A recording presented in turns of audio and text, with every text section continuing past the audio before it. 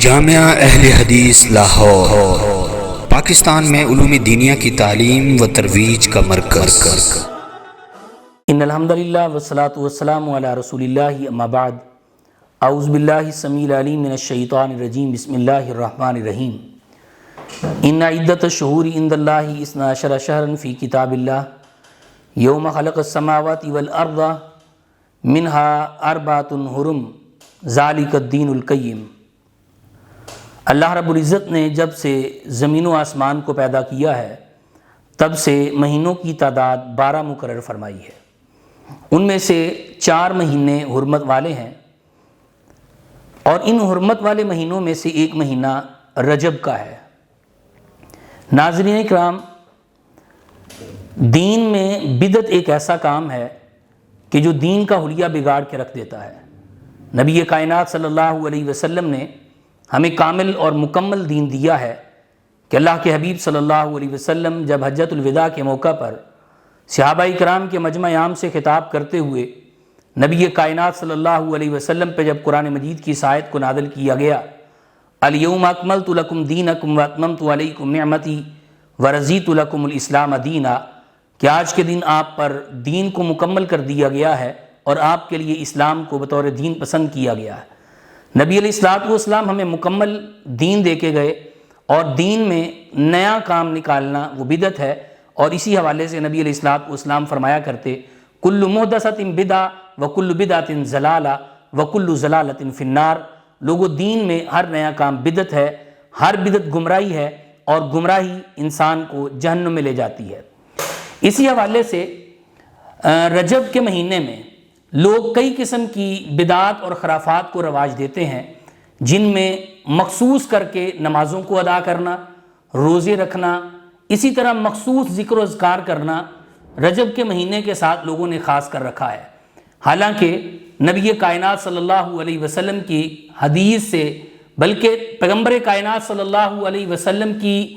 بیان کردہ شریعت سے رجب کو خاص کر کے کوئی عبادت اور کوئی روزہ، کوئی ذکر و اذکار نبی علیہ الصلوۃ والسلام سے ثابت نہیں ہے۔ رجب کے مہینے میں ایک بدعت بہت زور و شور سے اس کا اہتمام کیا جاتا ہے، اور وہ 22 رجب کو کنڈوں کے نام سے موسوم ہے۔ دراصل اس کے پیچھے ایک واقعہ ہے کہ ایک مدینہ کے اندر ایک لکڑہارا تھا، اور وہ بڑی قسم پرسی کی زندگی گزار رہا تھا، غربت کی زندگی وہ اس کی بسر ہو رہی تھی، بہت ہی نڈھال اور پریشان حال تھا۔ ایک دن ایسا ہوا کہ اس کی بیوی ایک وزیر کے گھر ملازمہ تھی، وہاں پہ کام کرتی تھی۔ ایک دن اچانک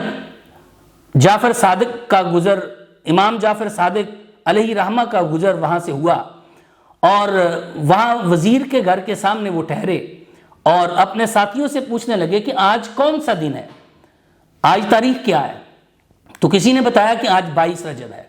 تو انہوں نے کہا کہ جو آج کے دن کنڈے بھر کے، شرینی بھر کے، ان کنڈوں کے اندر شرینی بھر کے وہ میرے نام کے ساتھ منسوب کر کے اس کو بانٹے گا،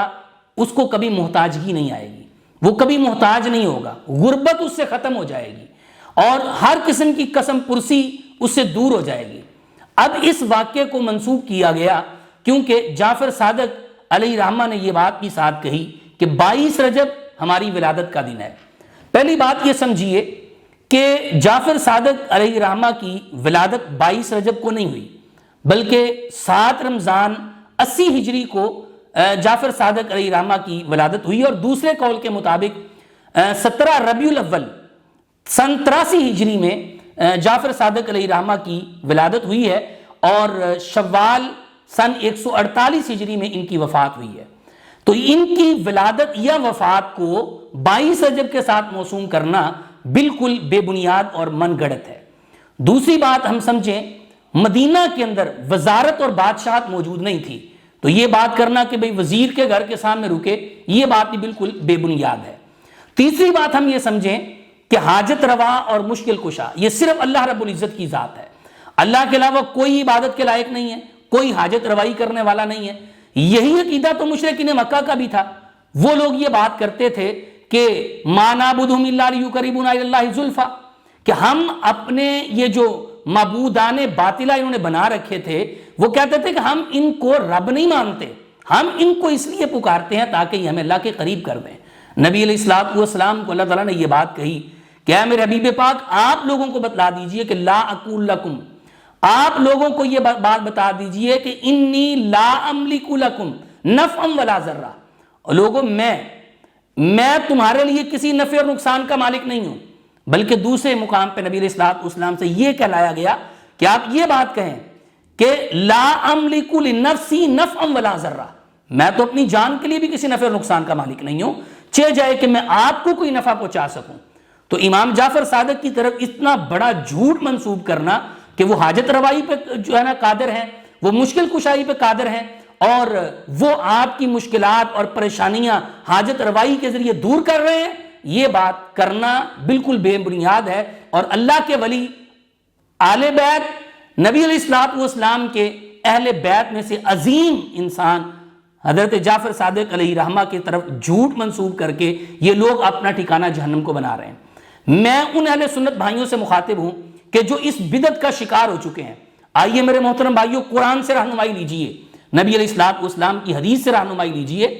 اصل میں بات یہ ہے کہ البدایہ والنہایہ کو اٹھائیے، تاریخ طبری کو اٹھائیے، دیگر تاریخ کی کتابوں کو آپ اٹھا لیجئے، سیدنا حضرت امیر معاویہ رضی اللہ تعالیٰ کی وفات 22 رجب کو ہوئی ہے۔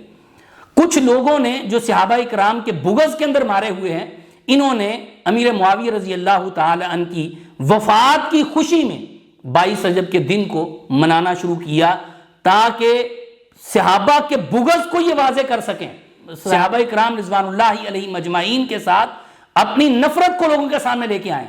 تو جو لوگ 22 رجب کو کنڈوں کے ساتھ مخصوص کرتے ہیں، ان کو اللہ تعالیٰ سے ڈرنا چاہیے اور کتاب و سنت سے رہنمائی لینی چاہیے۔ صحابہ اکرام رضوان اللہ علیہ مجمعین، امیر معاویہ رضی اللہ تعالی عنہ، یہ ہمارے سروں کے تاج ہیں، ہمارے لیے یہ محترم اور محتشم جو ہے وہ شخصیات ہیں۔ جہاں پر بھی یہ شخصیات لیٹی ہیں، اللہ ان کی قبروں پہ کروڑوں رحمتیں نازل فرمائے اور ہمیں اپنے عقائد کو درست کرنے کی توفیق عطا فرمائے۔ اقول قولی ھذا استغفر اللہ لی ولکم ولسائر المسلمین۔